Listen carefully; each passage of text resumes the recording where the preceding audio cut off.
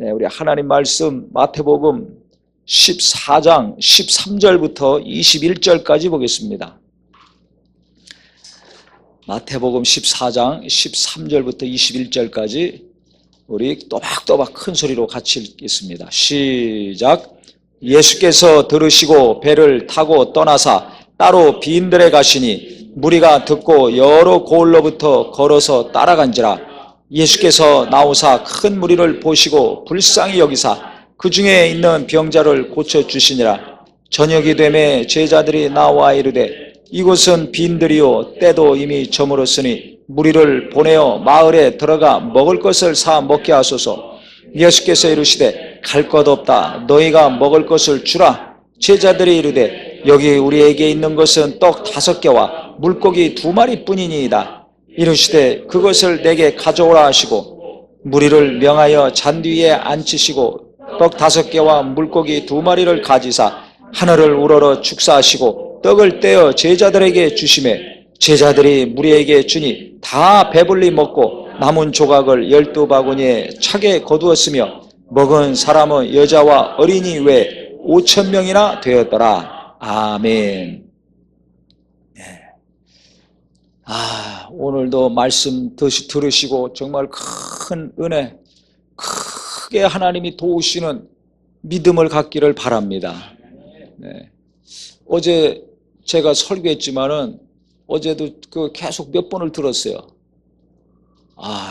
참 성령이 하신 말씀이라는 걸 제가 들으면서 또 어제 설교하면서도 많이 체험했습니다. 네.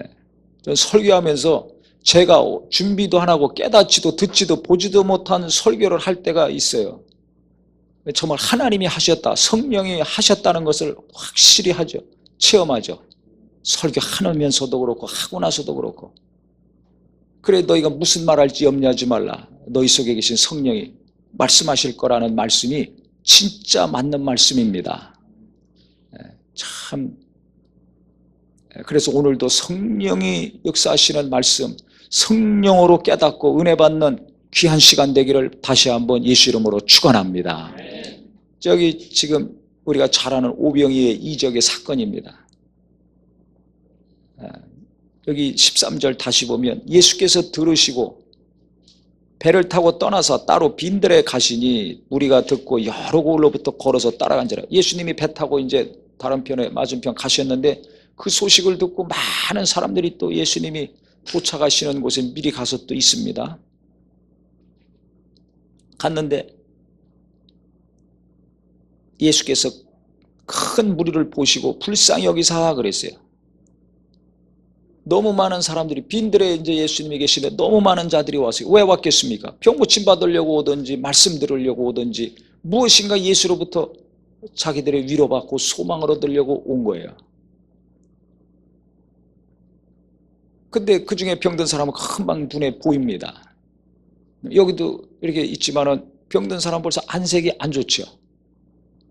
무엇인가 다리가 아픈 사람은 다리를 쩔뚝쩔뚝거리고 오늘도 어떤 분은 봤는데 나이가 있는 남자분인데 걸음이 불편해요. 뭔가 다리에 문제가 있는 거죠. 팔이 아픈 사람은 팔이 오그러져 있고 머리가 아픈 사람은 인상을 쓰고 있죠. 머리가 쑤시니까. 몸이 아픈 사람들은 얼굴을 보면 알고 걷는 거나 움직이는 거를 보면은 금방 알 수가 있습니다. 그러니까 예수님이 병든 자 금방 눈에 보이잖아요. 또 병든 사람은 예수님이 병 많이 고쳤다니까 그저 자기 병 고쳐달라고 막 병 고쳐달라고 그럽니다. 그러니까 그 사람들 불쌍히 여기셔서 고쳐주셔요. 가는 곳마다 병든 사람들 항상 불쌍히 여기셔서 항상 고쳐주셨습니다. 그러니까 아파 본 사람만이 알아요. 병들면 마음이 그냥 확 슬퍼지죠. 감기 몸살만 걸려도 기운이 쭉 빠집니다. 근데 희망이 솟습니까? 아주 슬픔이 꽉 찹니까? 기운 없어 누워보세요. 아무것도 못하고 누워서 끙끙 앓아보세요. 솜잎을 두꺼운 거 몇 개씩 덮어도 덜덜덜덜 떨죠. 얼마나 정말 비참합니까? 소망이 하나도 없어져요. 며칠 있어서 병이 이제 회복되면 건강하면 언제 그랬냐고 또 싹 잊어먹죠. 그 며칠 지나면 감기가 떠나가고 몸살도 떠나간다는 걸 알기 때문에 견디는 거죠. 근데 어떤 병은 이게 몇 달이 가도 해결이 안 되고 몇 년이 가도 해결이 안 되고 이게 언제 고침받을래나? 이걸 과연 떼어내고 내가 다시 건강해질래나? 아니면 이렇게 살다 죽을 것인가? 아니면 더 악화가 돼서 하루라도 빨리 이 세상을 떠나는 일이 일어날 것인가? 그 두려움과 고민과 슬픔은 갈수록 깊어집니다. 근데 예수님은 병들어 보지도 않으셨는데 병든 자가 얼마나 슬픈 마음인지를 아시는 거예요. 건강한 사람은 병든 사람 마음 모릅니다. 돈 많은 사람들은 돈 없는 사람 마음을 모르는 거예요. 젊은 사람들은 늙은 사람 마음을 모르는 겁니다. 부부가 잘 사는 사람을 혼자 사는 사람 모르는 겁니다. 자식 있는 사람들은 자식 없는 자들의 마음을 모르는 겁니다. 그게 그렇게 돼 있어요. 그러니까 우리가 신앙생활 하면서 주님은 근데 다 아시는 거예요. 병도 안 걸린 육체였지만 예수님이 아픈 적이 없어요. 그렇지만 병든 자들이 얼마나 슬프고 괴롭고 낙심이 되고 우울한 줄 아시는 거예요. 그러니까 가는 곳마다 병든 자들 고쳐주셨어요. 남자의 문제, 여자의 문제, 어린아이들, 또 부모, 부자나 가난한 자나 청년이나 노인이나 어떤 부자 청년이 왔습니다. 그는 열심히 있어요. 주님을 따르려고 했습니다. 그런데 예수님 말씀하셨어요. 너 가서 그 많은 재산 다 팔아서 가난한 자들에게 나눠주고 나를 쫓으라. 그랬더니 근심이 더 가득 차가지고 돌아갔습니다. 왜? 그 재산 팔아서 나눠줄 마음이 없거든요. 재산이 아깝거든요. 그러니까 그 재산, 만약에 그 청년이 재산이 없었다면 어떻게 됐겠어요? 주님을 따랐죠. 그러면 제자의 반열에 쓰고 성경에도 기록되어 있고 얼마나 청년들에게 많은 소망과 비전을 주었겠어요. 그런데 그 재산 얼마인지 모르지만 부모가 물려준 재산이겠죠. 젊은이가 무슨 재산이 이렇게 많겠어요. 그 부모가 물려준 재산 그거 좀 있는 것 때문에 주님의 제자가 되려고 가까이 왔지만 결국 주님과 떠나서 멀어지는 자가 됐습니다. 돈 때문에 예수님과 멀어져요. 돈 때문에 예수를 따르지 못하는 자가 된 겁니다. 돈 때문에 신앙생활 제대로 못하는 사람 많습니다. 우리가 그렇게 돈을 사모하고 돈 좋아하지만 돈 때문에 신앙생활 못하고 도리어 거꾸로 세상으로 돌아가는 자들 많습니다. 교회도 말이에요. 돈 없을 때는 막 신령하고 기도하고 영감 있고 사랑이 넘쳤어요. 교회가 돈 많고 숫자 많아지니까 얼마나 이상한 일들이 많이 벌어집니까? 목사들만 그렇습니까? 집사들도 그래요. 어른들만 그렇습니까? 젊은이도 그래요. 성경에 그래서 젊은 청년 돈 좀 있는 것 때문에 주님 쫓아오다가 딱 떨어져 나가지 않습니까? 그 예수님은 돈 많은 분이 아니에요. 나는 머리 둘 것도 없다. 지방판 방 한 칸도 없었어요. 또 돌아다니면서 복음 전하고 병 고치고 다니셨어요. 그러다가 하늘나라 가셨죠. 왜? 이 땅에서 영원히 살 뿐이 아니거든요. 우리는 이 땅에서 영원히 살 것처럼 집에 그냥 아파트에 목숨을 내걸고 부동산에 목숨 걸고 살죠. 예수 믿는 것에 목숨을 걸고 예수를 닮아가는 것에 목숨을 걸고 예수를 전하고 심는 것에 목숨을 내놓을지언정 다른 것에 목숨 걸지 말기를 예수 이름으로 축원합니다. 예수 이름으로 축원합니다. 교회가 어디에 목숨을 걸어야 돼요? 부동산이 아니라 예수를 전하고 믿는 것이 되기를 예수 이름으로 축원합니다. 정신 차려야 돼요. 정신 못 차리고 있으니까 아무리 말씀 들어도 밑빠진 독에 물 붓기요 기도해더라도 허공을 치는 헛손질 헛발질입니다. 예수가 빠져 있으면 무슨 소용이 있어요? 교회가 예수 믿는 자에게 예수가 빠져 있으면 무슨 의미가 있습니까? 불신자들 안 믿는 자들도 다 사모하고 열망하고 미쳐서 날뛰는 것인데 그게 무슨 의미가 있어요? 주여 주여 하면서 똑같은 것을 사모하고 똑같은 것을 갈급해하고 똑같은 것을 차지하고 소유하려고 그러니 무슨 차이가 있냐 이거 똑같은 겁니다. 똑같은 거예요. 그러니까 믿음 있다고 생각하면 안 됩니다. 믿음 있다고 생각하고 뭔가 신령하다고 생각하고 뭔가 잘한다고 생각하니까 회개를 못하고 예수 없는 헛손질 헛발질의 신앙생활을 하고 있는 거예요. 그러니까 무시당하고 짓밟히고 씹히는 거 아닙니까? 이 소금이 맛을 잃으면 어떻게 된다고 그랬어요? 바깥에 버려져서 밟힌다고 그랬어요. 얼마나 비참합니까? 돈이 없어서 병들어서 늙어서 비참한 것이 아니라 예수 믿는 믿음의 짓밟히고 있어요. 교회가 짓밟히고 그리스도인들이 짓밟히고 목사 장로가 얼마나 입으로 씹히고 짓밟히고 있냐 이거야. 왜? 맛을 잃으면 그렇게 되는 거예요. 이미 예수님이 2000년 전에 말씀하셨습니다. 앞으로도 마찬가지입니다. 그래서 우리가 정신 바짝 차려서 세상이 갈수록 어지럽고 이렇게 돈 때문에 예수를 떠나가고 젊어서부터 무엇인가에 이끌려서 예수를 떠나가고 예수와 멀어지고 하고 있는 이때 내가 예수 믿는 믿음이 갈수록 깊어져야 되겠구나.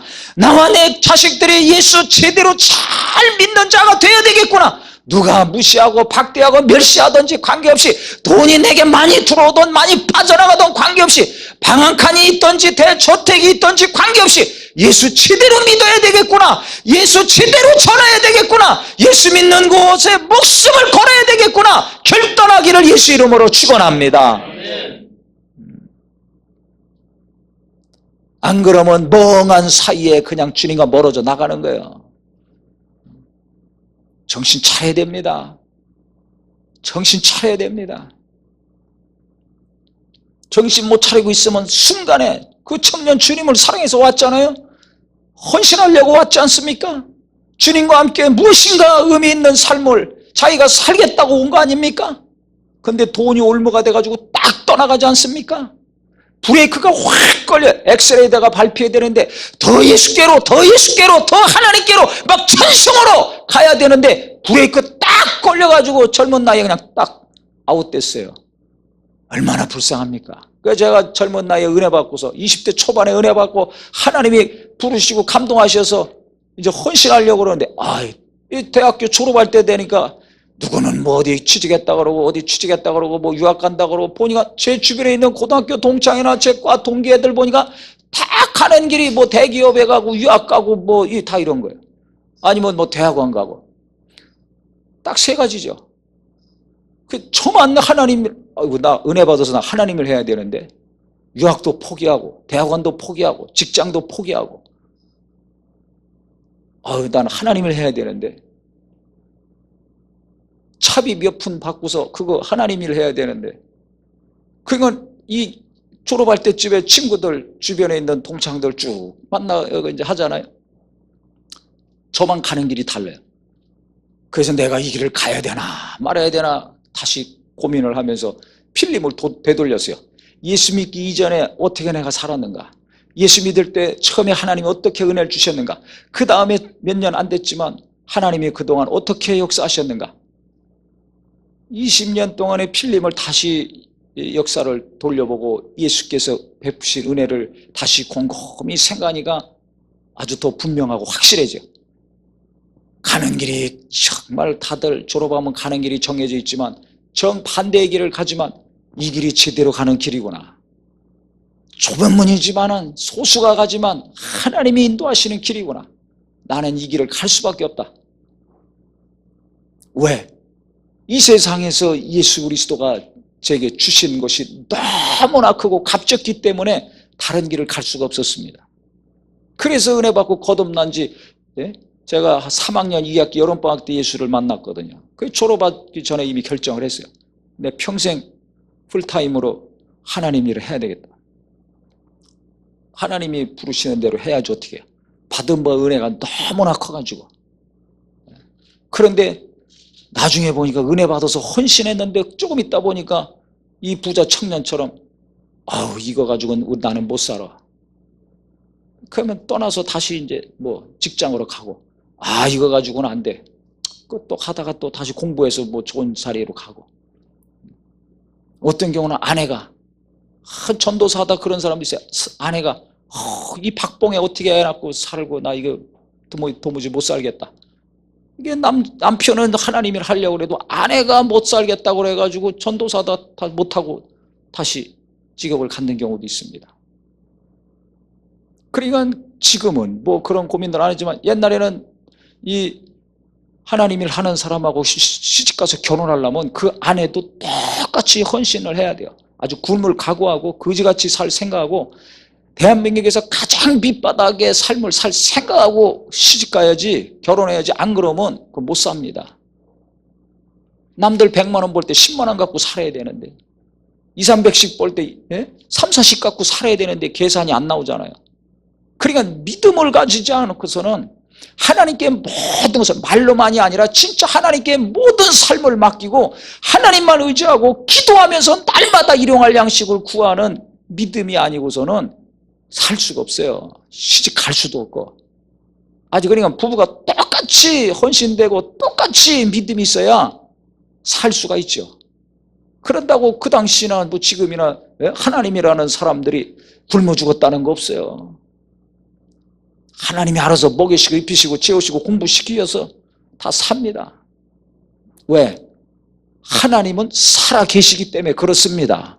만약에 하나님이 살아계시지 않다면 그 굶어 죽어요. 못 살아요. 애들 공부도 못 시키고. 근데 하나님이 살아계세요. 무엇을 먹을까 입을까 마실까 염려하지 말아라. 너 먼저 그 나라하고 이를 구하라. 그럼 내가 다 알아서 더해주겠다. 먹을 거 때가 되면 먹을 거 주고, 입을 거 때가 되면 주고, 마실 것도 내가 주겠다. 아무것도 염려하지 말아라. 그렇게 말씀하신 주님이 알아서 채워주시는 거예요. 그러니까 일평생 살고 자식도 낳고 키우고 죽는 겁니다. 너무 많은 먹을 것을 주시고, 너무 많은 입을 것을 주시고, 너무 많은 마실 것을 주시고, 너무 많은 것들 주시니까 나중에 타락해가지고 지금 욕먹어서 밖에 버려 밟히고 씹혀서 문제지, 배고프고 입을 게 없고 마실 게 없고 집도 없어. 그럴 때는 기도 많이 하고 부르짖어 기도하고 또 기도하고 온 가족이 기도하고 하나님 의지하니까 영감이 넘치고 은혜가 넘치고 믿음이 충만하죠. 하늘의 소망이 충만합니다. 그랬을 때 하나님이 영혼도 보내주시고 막 역사하셔서 교회가 이렇게 부흥하고 한국에 큰 역사가 일어난 거거든요. 전 세계 기독교가 깜짝 놀랄 정도로. 그런데 먹고 살만 하니까 이제 안 좋은 소식만 들려오는 거예요. 우리도 똑같습니다. 그러니까 어떻게 보면 영적으로 보면, 신앙적으로 보면 무엇인가 좀 모자라고 부족할 때 내 믿음이 더 선명하고 분명하고 하나님이 기뻐하시는 자가 될 수 있습니다. 그래서 제가 이렇게 많은 분들 보면, 가만히 세상 돌아가는 것도 보면 동양이나 서양이나 어디나 이렇게 전 세계를 보고 인간의 삶을 가만히 들여다보니까 성경 말씀이 진리예요. 잠언에 이런 말씀이 있습니다. 부하게도 마옵시고 가난하게도 마옵시고. 이렇게 기도해라 그래요. 왜? 너무 부하면 어떻게 돼요? 돈 때문에 하나님과 멀어져요. 또 너무 가난하면 하나님 원망합니다. 그러니까 부하게도 마옵시고 타락하지 말아야 되니까, 가난하게도 마옵시고 시험 들어서 맨날 원망하지 말아야 되니까. 그렇게 나와 있어요 성경에. 부한데도 신앙생활 잘하는 사람도 있습니다. 그건 극히 소수죠. 극히 소수예요. 대부분의 부하게 되면 신앙생활 제대로 못합니다. 왜? 부자 청년 보세요. 그 부 때문에 헌신하지 못하잖아요. 주님 따르지 못하잖아요. 포기해야 되는데 포기 못합니다. 더 움켜잡고 더 불리려고 그러지. 그거 어떻게 포기합니까? 아무나 못합니다. 그렇기 때문에 우리가 예수 잘 알고 정말 예수님이 뭐라고 하셨는가, 어떻게 사셨는가, 그것을 잘 깨닫고 살아야지. 예수님한테 나를 맞춰야지 나한테 예수님 맞추면 안 돼요. 하나님 말씀한테 나를 맞춰야지 나한테 하나님 말씀 맞추면 안 됩니다. 그 요새는 이기적으로 거꾸로 신앙생활하는 사람이 많아요. 나한테 맞는 말씀만 골라서 찾아서 은혜 받아요. 골라서 성경에서도 읽습니다. 그것만 골라가지고 또 설교도 합니다. 왜? 하나님한테 맞추려고 그러면 교인들이 시험 들거든. 은혜 못 받는다 그러고. 은혜를 못 받아요. 왜? 하기 싫은데 자꾸 하라고 하니까. 그러니까 회개를 외치는 설교가 거의 없습니다. 유명한 목사님들이나 큰 교회 목사님들, 교회들 가면 유튜브 들어가서 다 보세요. 회개를 외치는 설교가 어디 있어요? 그래서 어떤 목사님이 아주 순진한 분인데, 누구라 그러면 다 아는 분이에요. 그 교회 젊은 새파란 전도사가 있는데 어느 날 그러더라는 거예요. 아, 목사님 설교에 문제가 있습니다. 무슨 문제? 아니, 위로하는 설교만 하면 어떻게 합니까? 회개의 설교를 왜 안 하십니까? 뜨끔 찔렸다는 거예요. 맞는 얘기거든. 예수님 얼마나 회개하라고 외쳤어요. 외식하는 바리새인들, 서기관들 얼마나 회개하라고 했지. 이 독사의 새끼들아라고 막 욕까지 했는데 얼마나 호통을 쳤습니까? 잘못된 신앙생활, 회개하고 제대로 회개해야 되는데 왜 맨날 위로하고 어루만지고 쓰다듬는 설교만 합니까? 할 말이 없는 거죠. 맞다. 한참 신학교도 후배고 목회도 후배고 새파란 젊은 전도사인데 그 한국에서 이름만 대면 다 아는 그런 목사한테 왜 회개 설교로 안 해치는가? 유구무원이죠. 맞는 얘기예요. 그런 얘기를 이제 어디서 하는 걸 제가 봤습니다. 왜 그걸 못합니까? 뻔히 목사가 그 설교를 해야 되는지 알면서도 왜 못합니까? 교인들이 싫어하니까. 교인들은 회개하기를 싫어해요. 자기가 죄를 짓고 있는지 안 짓고 있는지, 자기가 지금 교만한지 겸손한지, 자기가 지금 제대로 살고 있는지 아닌지 그거 따지기 싫어요. 무조건 나는 괴로워요, 나는 힘들어요, 그러니까 위로해 주세요, 어루만져 주세요, 매주 이것만 원하는 거예요. 그러니까 그 설교만 해야죠. 그러니까 아마 사람들은 많이 오죠. 그러면 성경은 구약 창세기부터 계시록까지 맨날 위로하는 말씀, 격려하는 말씀, 어루만지는 말씀으로만 가득 찼을 겁니다. 그러면 선지자들 쓴 이 수많은 분량의 선지서는 성경에서 다 빼야 돼요. 왜? 거기는 회개하고 돌아오라는 것만 줄줄이 외치고 있거든요. 예수님도 회개하라는 것부터 외쳤거든요. 그 침례 요한도 빼야죠. 왜? 회개 외치고 회개 침례 줬으니까. 베드로 설교, 사도들의 설교도 다 빼야 됩니다. 회개하고 가까이 예수를 주로 영접하라. 그러면 성령을 선물로 받으리라고 그러거든요. 회개를 먼저 하고 그 다음 예수 믿고 구원받아라. 그러면 성령을 선물로 받을 것이라 했는데 회개를 빼면 어떻게 됩니까? 모든 게 다 무너지고, 기독교는 회개를 빼면 다 무너지는 겁니다. 내가 죄인인 걸 인정하고 깨닫지 않으면 예수를 믿을 수도 없고 성령 받을 수도 없고 하나님과의 영적인 관계가 회복될 수 없습니다. 그러니까 모든 이 신앙의 출발은 어디서 시작했는지 모르지만 다 회개에서부터 시작이 되는 겁니다. 누가 회개합니까? 내가 죄인임을 깨닫는 자가 회개하죠. 어제도 말씀드렸죠. 어떤 은퇴한 목사님이 인터뷰하는 중에 설교로 교인들 변화시키려고 그러지 말아라. 설교로 교인들이 변화되는 게 아니다. 그게 아주 인상에 남았다고 어제 설교 중에 말씀드렸는데, 언제 사람이 바뀌겠어요? 언제 성품이 바뀌냐 이게. 그렇게 열심히 기도하고 은혜 받고 해도 성품 바뀌기 어려운데, 수십 년 기도하고 하면 조금씩 바뀌는 게 인간의 성품인데, 그 성품이 언제 그럼 조금이라도 바뀌는가?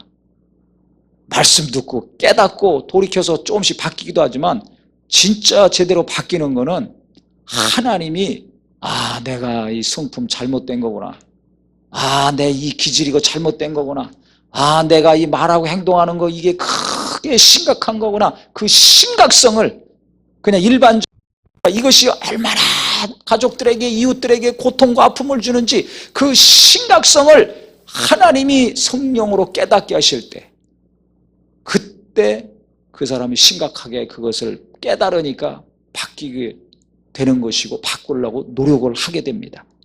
그러니까 깨닫는 게 은혜입니다. 할렐루야. 깨닫는 게 들어서 깨닫던지 어느 날 하나님이 성령으로 깨닫게 하시던지 깊이 깨닫게 하시는 게 은혜예요.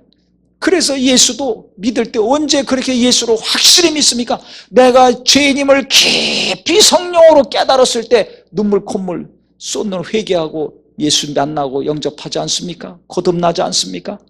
난 더러운 짓 했어, 나쁜 짓 했어, 술 먹고 담배 피고 바람도 피고 노름도 하고 욕도 하고 아주 더럽게 살아서 그렇게 윤리적 도덕적으로 한 거 그냥 몇 마디 하면 끝나죠. 거듭나기 어렵습니다.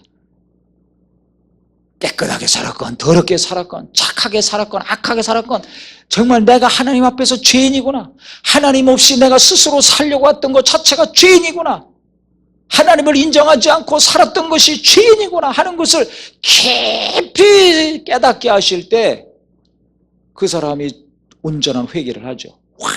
완전히 돌이킨다는 거예요. 하나님께. 이 회개가 약하면 하나님께 돌아오는 것이 약해요. 그렇게 은혜 받고 또 신앙생활 하면서도 자기 자신의 온전치 못한 것들, 깊이 이것을 하나님이 깨닫게 하실 때 그때 또 심각하게 생각하고 돌이키죠. 그러니까 하나님이 성령으로 깨닫게 하시는 이 강도가, 내 연약하고 부족한 것을 하나님이 깨닫게 하시는 강도가 내게 깊이 이루어지는 자가 은혜 받은 자예요. 예수 믿고 구원받은 은혜로만 끝나지 마시고, 구원받았다면, 성령 받았다면 그 다음에 계속해서 내 연약하고 부족함을 하나님이 성령으로 깊이 깨닫게 해주셔서 내가 지금 돈이 없는 것과 건강이 없는 것과 이 세상에 살 소망이 없이 우울한 것만 심각하게 생각하지 마시고,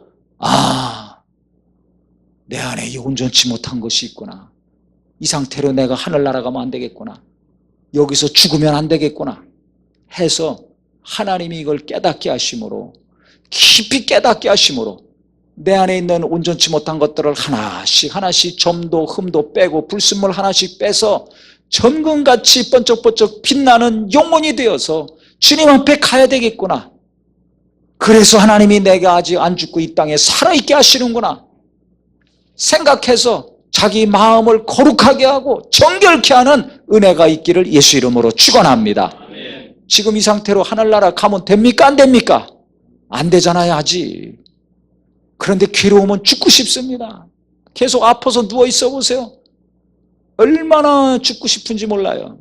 살아있는 것 자체가 가족들에게 고통을 주는 건데 죽고 싶은 마음밖에 없는 거예요.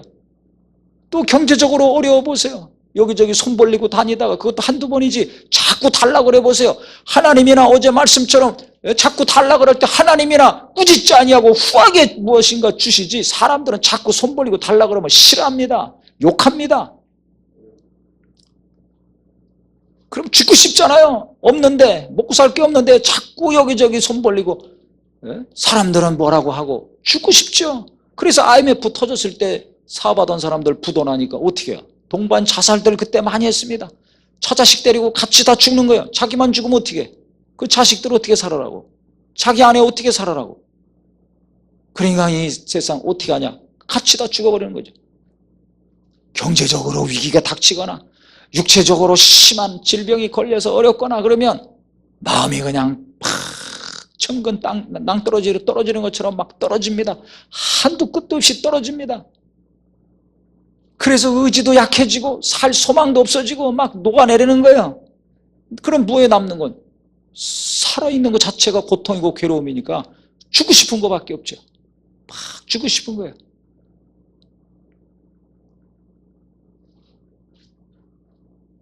근데 왜 하나님이 살려주세요?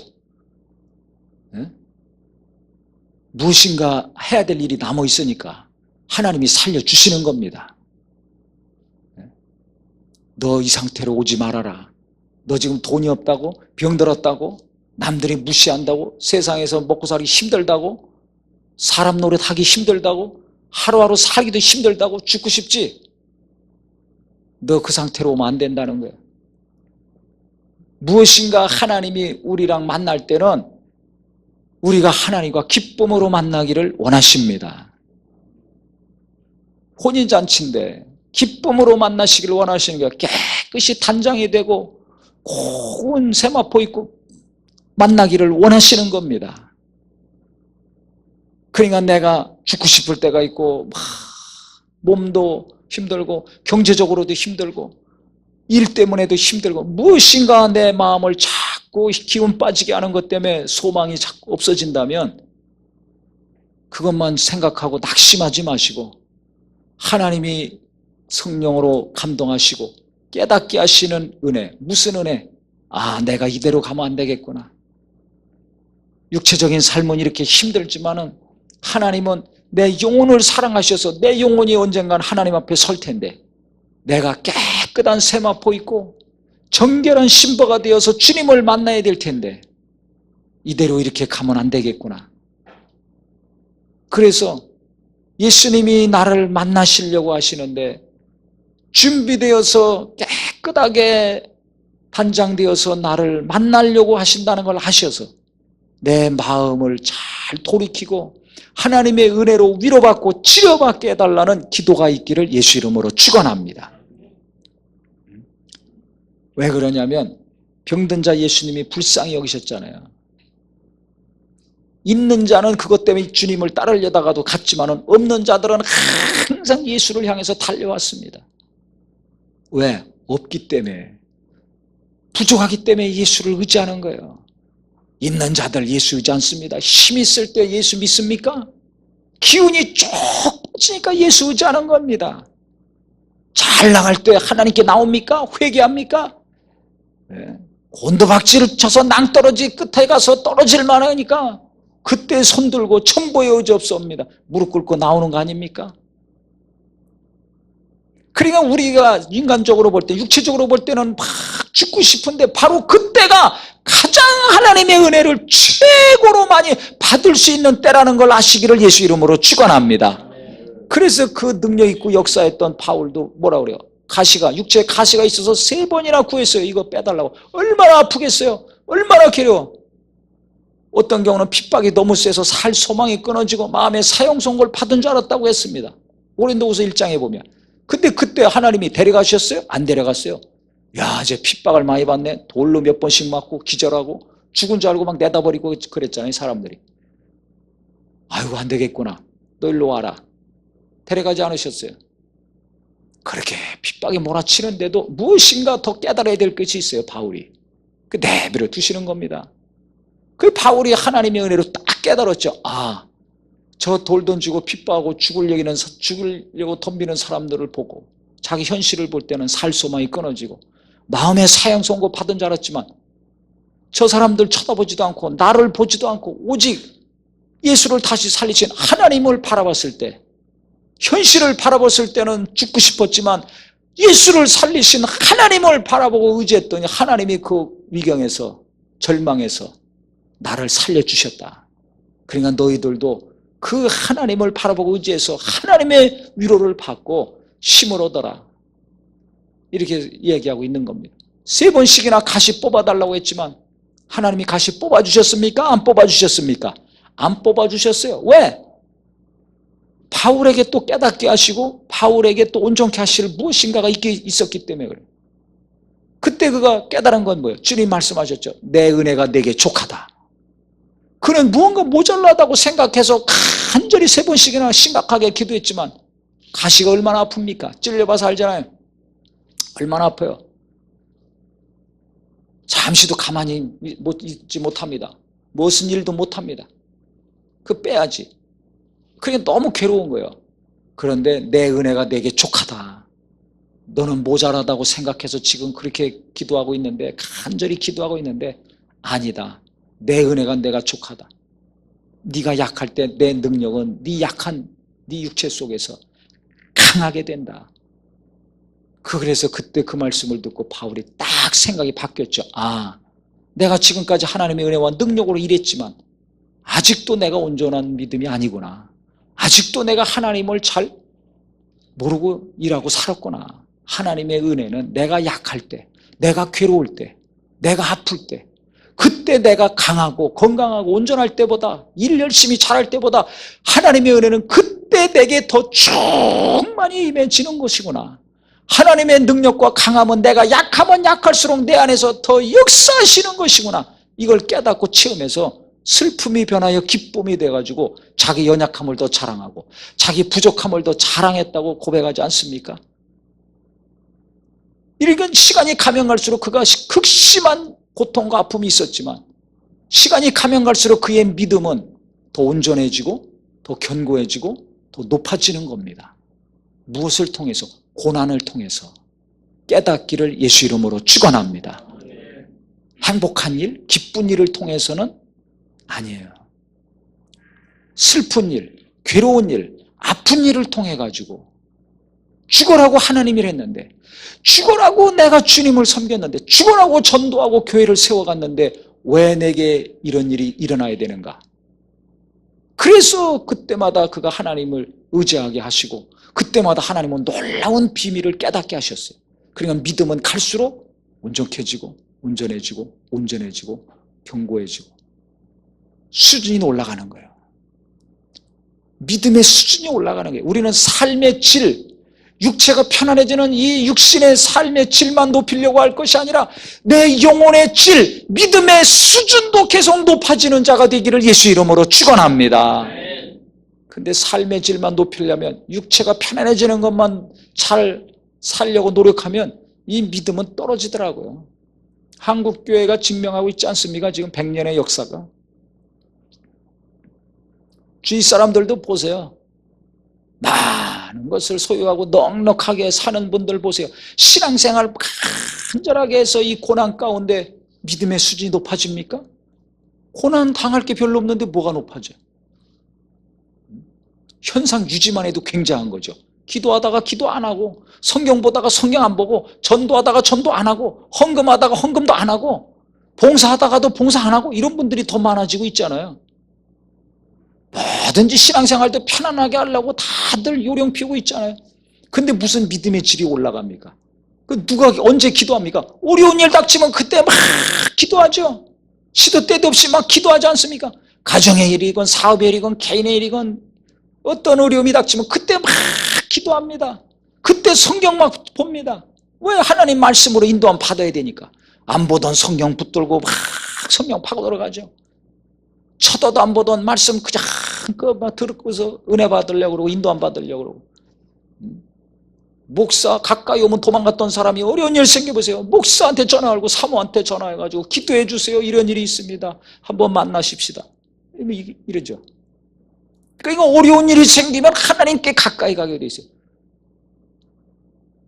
그러니까 고난에 닥쳤을 때 너무 괴로워하고 낙심하지 마시고 소망이 꺼져가지 마시고 이 고난 가운데 하나님이 내게 은혜를 주셔서 내 가족들에게 은혜를 주셔서 하나님께서 놀라운 것들을 더 체험케 하시고 그래서 고난이 그 당시는 쓰디 쓴 나물 같지만 그 이후에 큰 믿음의 진보가 있고 성장이 있는 복이 되시기를 예수 이름으로 축원합니다. 그래서 고난이 유익이라고 성경은 말하고 있는 겁니다. 할렐루야.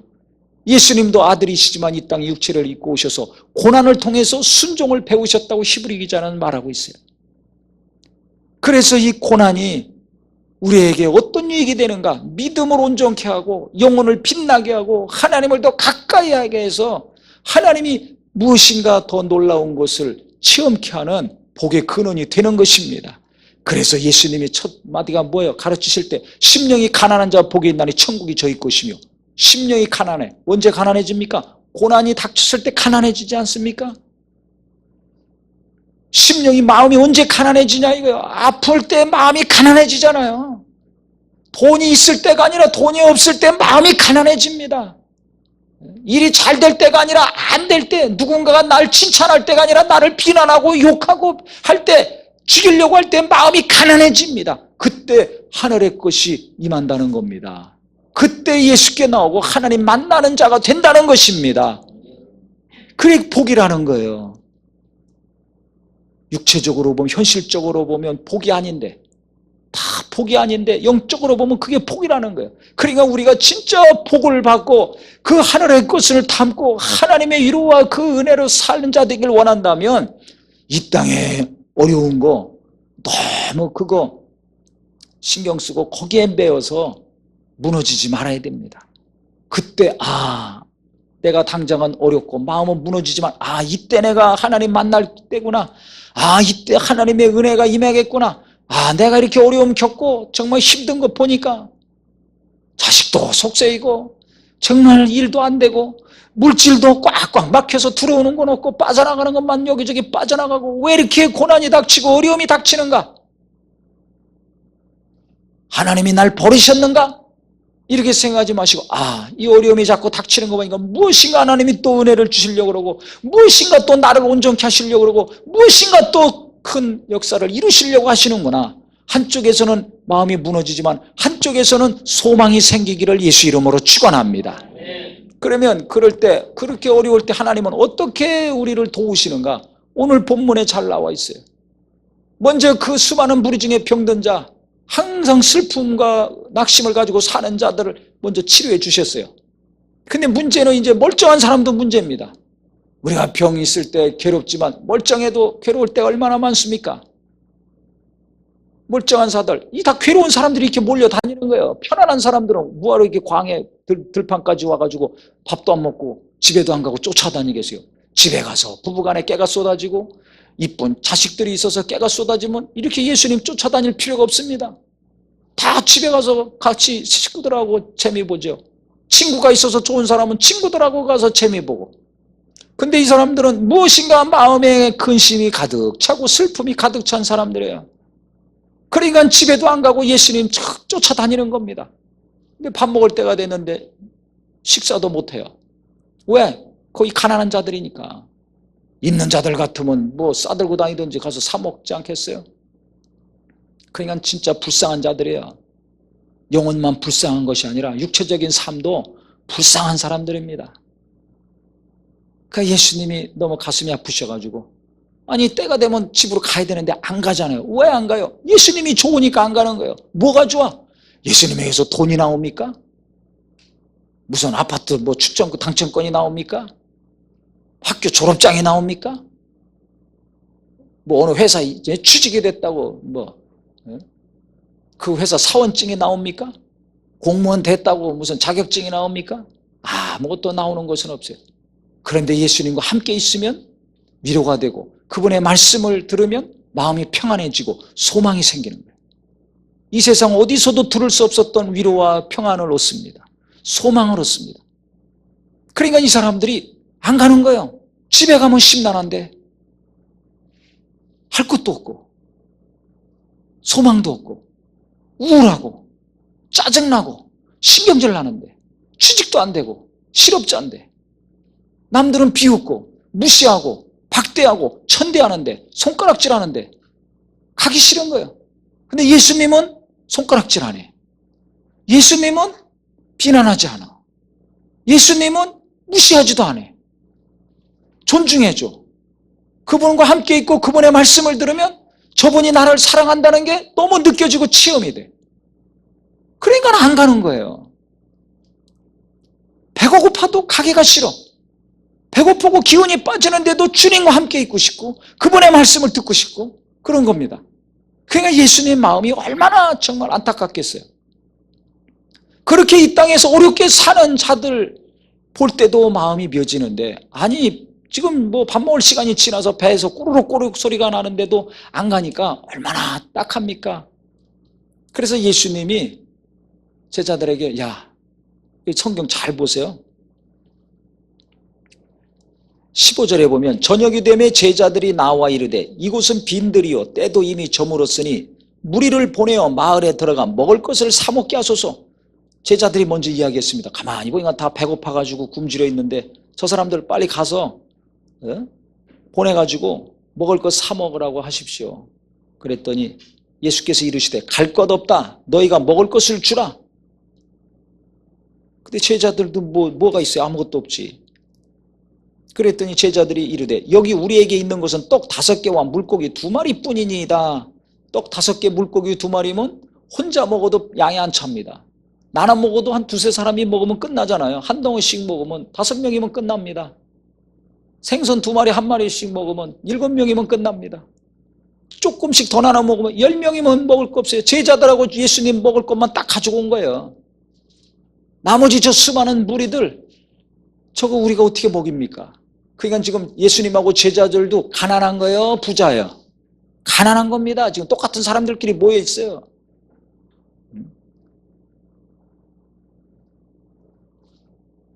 가난한 자를 귀하게 여기는 우리 성도가 되시길 예수 이름으로 축원합니다. 병들고 늙고 취직 못하고 어리버리하고 제대로 정상적으로 살 힘도 없는 자들을 궁일이 여기는 우리 교회요 성도가 되기를 예수 이름으로 축원합니다. 그게 예수님이 살아있는 교회고 성도들입니다. 부자만 좋아하고 번쩍번쩍한 사람만 좋아하고 똑똑한 사람만 좋아하면 예수가 빠지게 돼 있어요. 근데 다 그런 사람 되려고 그러고 그런 사람들 좋아하고 그런 교회 만들려고 그러죠. 그러다가 이렇게 교회들이 다 무너지고 흔들리는 거 아닙니까? 내 마음과 눈은 어디로 가야 될 것인가? 나보다 더 힘든 사람, 나보다 더 연약한 사람, 나보다 더 정말 고통과 아픔을 갖고 사는 사람, 그들에게 눈이 가고 마음이 가고 발걸음이 가고 손길이 가고 입술이 가서 한마디라도 위로하고 격려하고 밥 한 끼라도 사주든지 차 한 잔이라도 사주는 자가 되기를 바랍니다.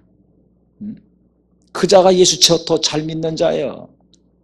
말씀 그러고 뭐 어쩌고저쩌고 그러고 아는 체 있는 체 하지 말고 어렵고 힘든 자들에게 손 한 번이라도 더 내밀고 격려라도 한마디 하고 하는 사람이 예수가 살아있는 사람입니다. 지금 제자들도 가진 게 없어요. 그리고 어떻게 합니까?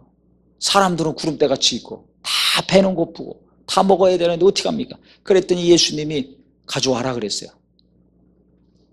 이게 어느 누구도 해결할 수 없는 거 아닙니까? 내 가정의 경제적인 문제, 자녀 교육 문제, 앞으로 먹고 살아야 될 문제, 이게 실제적인 지금 현실의 문제인데 이거 어느 누구도 해결할 수가 없어요. 아버지도 해결 못해, 엄마도 해결 못해. 자식이 똑똑해서 공부 잘하면 자식이 어떻게 집안을 좀 먹여 살릴 수 있는데 자식도 똑똑하지도 못하고 어리버리해. 어떻게 사냐 이거예요. 지금 봐도 그런 것 같은 거예요. 제자들도 해결 못해요. 가진 것도 없어요. 그 수많은 사람들 어떻게 지금 해결합니까? 그러니까 예수님이 가져오라 그랬어요. 그러고서 뭐라고 했습니까? 19절 보세요. 무리를 명하여 잔디 위에 앉히시고 떡 5개와 물고기 2마리를 가지사 하늘을 우러러 축사하시고 떡을 떼어 제자들에게 주시매 제자들이 무리에게 주니 다 배불리 먹고 남은 조각을 12바구니에 차게 거두었으며 그랬습니다. 예수님이 하늘을 우러러 축사하시고 기도하신 다음에 너희들이 갖다가 주어라. 이때 제자들이 믿음이 없었다면 예수님 미쳤다고 했을 겁니다.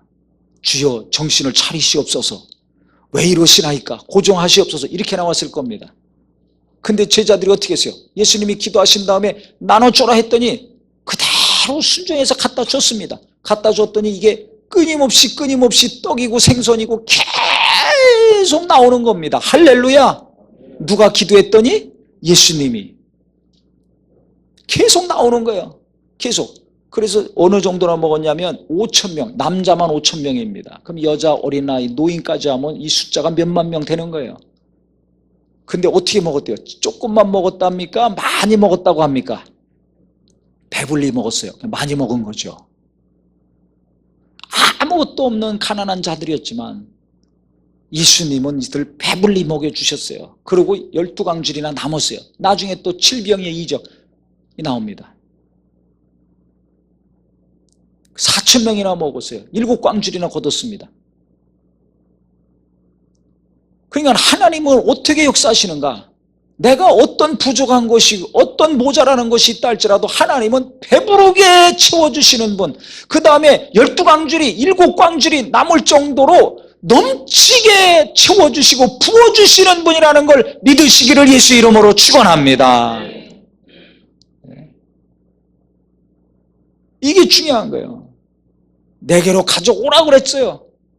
몇 개 안 되는 거지만 내게로 가져와라. 얼마 안 되지만 그것을 하나님께 올려놓고 기도했을 때 정말 똑똑하지도 못하고 멍청하고 바보 같고 천치 같지만은 그 자식을 하나님께 맡기고 기도했을 때 내 능력은 정말 하루 일용할 양식을 얻어먹기도 부족한 능력이지만은 정말 하나님께 의지하고 맡기고 기도했을 때 하나님은 떡 5개 물고기 2마리로 5,000명 배불리 먹이시고 12광줄이 거두게 하셨어요.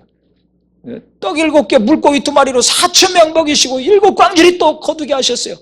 하나님은 배부르게 먹이시고 그 다음에 남아서 거두게 하실 정도로 풍성하게 부어주시는 역사를 2번이나 일으켜 주셨습니다. 이게 뭐예요?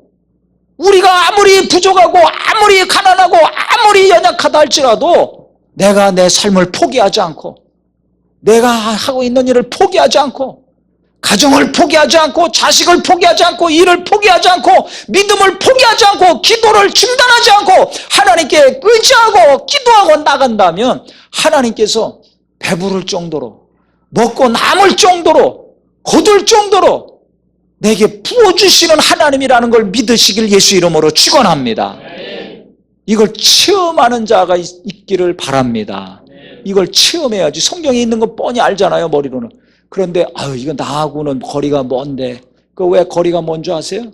왜 이런 체험이 내게 안 이루어집니까? 하나님을 믿지 않아서 그래요. 첫 번째는 성경은 있는 사실입니다. 거짓이 아닙니다. 그러니까 이 사람들이 예수님을 떠나지 않았어요. 제자들도 예수 무시하지 않았어요. 예수님이 시키는 대로 그대로 했어요. 그렇다면 요거 여기 있는 거 그대로 한번 해보세요.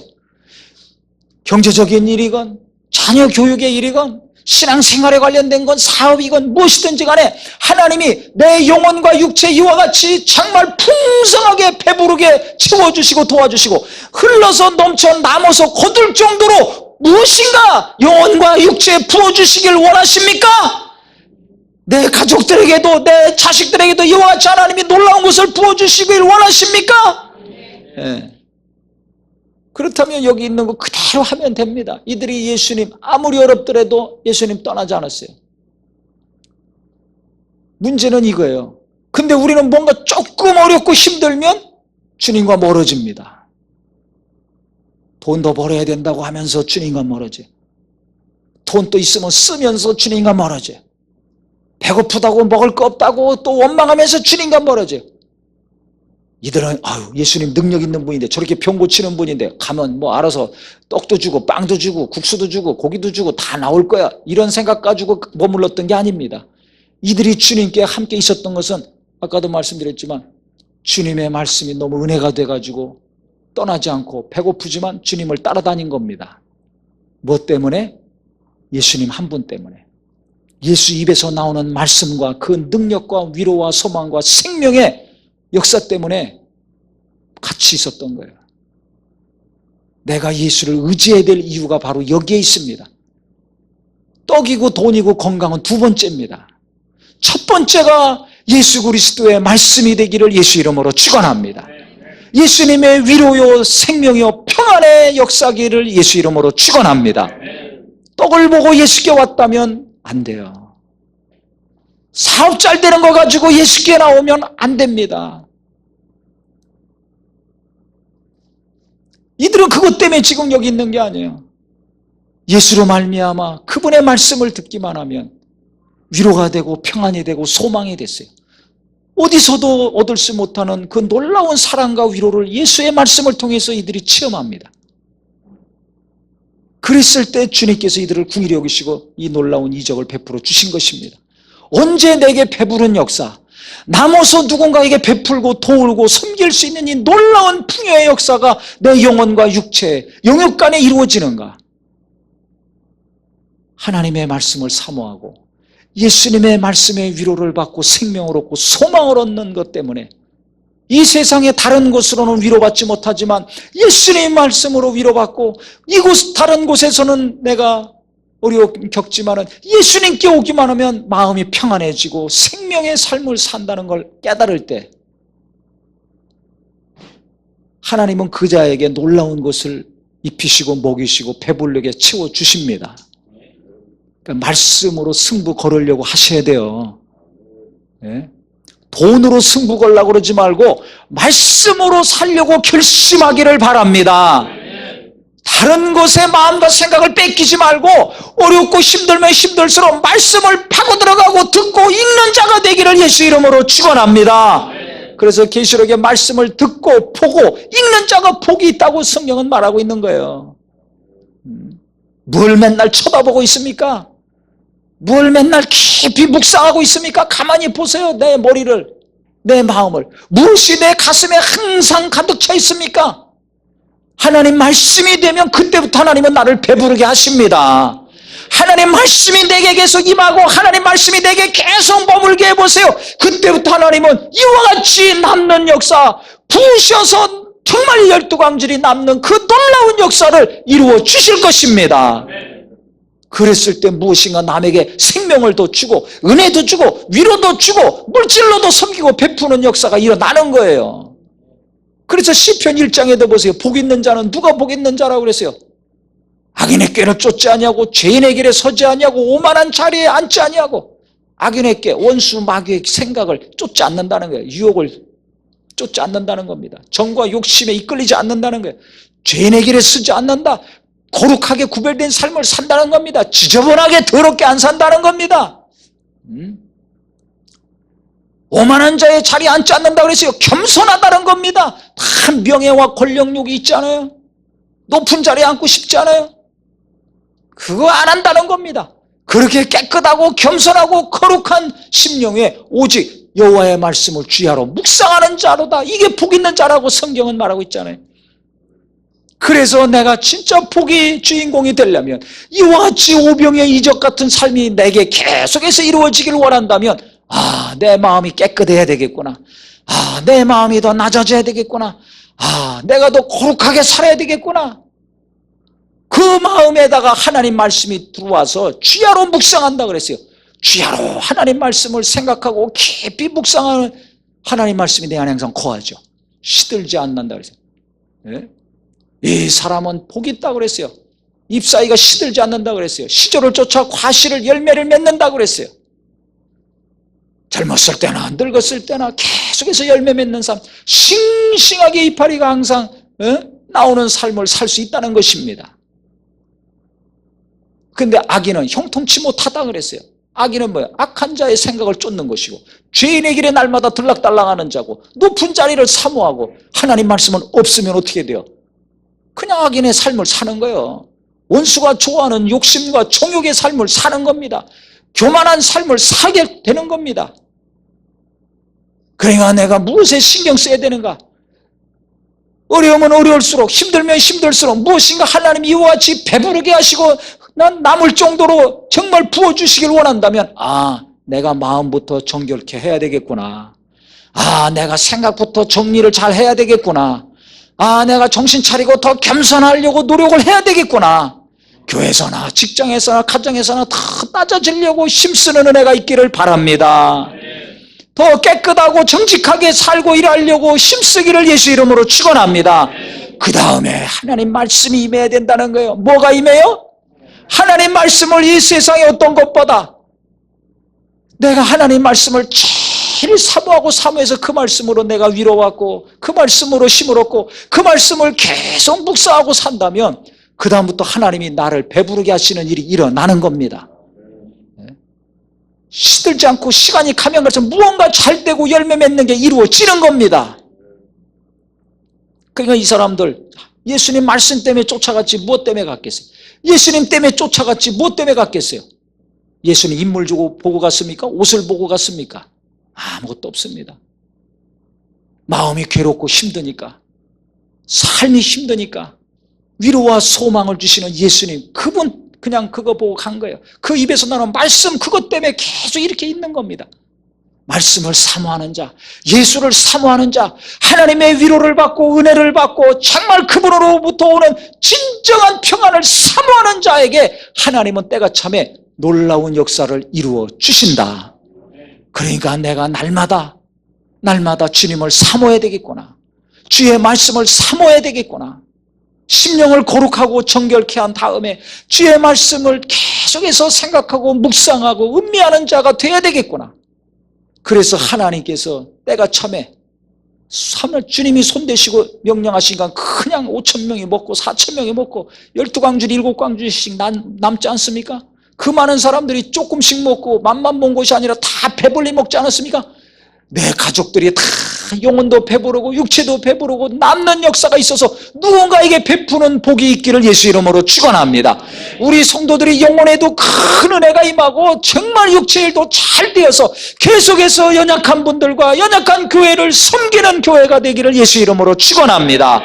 그러려면 우리가 누구를 사모해야 돼요? 예수 사모하는 자가 돼야 됩니다. 주의 말씀을 갈급해하는 성도가 돼야 됩니다. 그래서 내가 돈보다 주님을 더 사모하면 대박납니다. 돈과 명예보다 하나님 말씀을 내가 더 사모하면 놀라운 배부른 역사가 일어납니다. 이 마음이 변치 않고 지속이 된다면 날마다 거두는 삶, 나와 내 가정이 우리가 풍요로워질 뿐만 아니라 더 넘치는 것을 주셔서 그 남는 것으로 많은 사람들을 돕고 섬길 수 있는 복된 가정이요 사업이요 자손이요 교회가 될 수 있는 것입니다. 그래서 우리가 정말 내가 올 한 해는 내가 더 예수를 사모해야 되겠구나. 이 사람들처럼 어려우면 어려울수록, 힘들면 힘들수록, 직장에서나 학교에서나 일터에서나 무시하고 천대하고 박대하더라도 내가 더 예수를 사모해야 되겠구나. 주님의 말씀을 더 사모해야 되겠구나. 그래서 말씀으로 위로도 받고 힘을 얻어야 되겠구나 하셔서 하나님이 우리가 주를 사모하고 그분의 말씀을 사모하는 마음의 중심을 아셔서 물질이 필요한 자에게 물질을 주시고, 일이 필요한 자에게 일을 주시고, 정말 지혜가 필요한 자에게 지혜를 주시고, 건강이 필요한 자에게 건강을 주셔서 힘이 나무 돌아가서 정말 땀은 또 돋고, 물질이 나무 돌아가서 더욱더 하나님께 영광 돌리고, 지혜가 또 차골로 넘쳐서 연약한 자들을 막 도울 수 있는 우리 모든 성도가 되시기를 예수 이름으로 축원합니다. 예수 이름으로 축원합니다. 우리 같이 기도하겠습니다. 이 시간에 기도할 때 주여, 2018년 올해는 정말 내가 변치 않고 365일 내가 날마다 예수 사모하게 하여 주시옵소서. 주의 말씀을 사모하게 하여 주시옵소서. 그래서 배부른 자 되게 하시고 거두는 자가 되게 하시고 섬기고 베푸고 주는 자의 복된 자가 되게 하여 주시옵소서. 우리 이를 위해서 예수 한번 부르고 간절히 같이 기도하겠습니다. 예수여,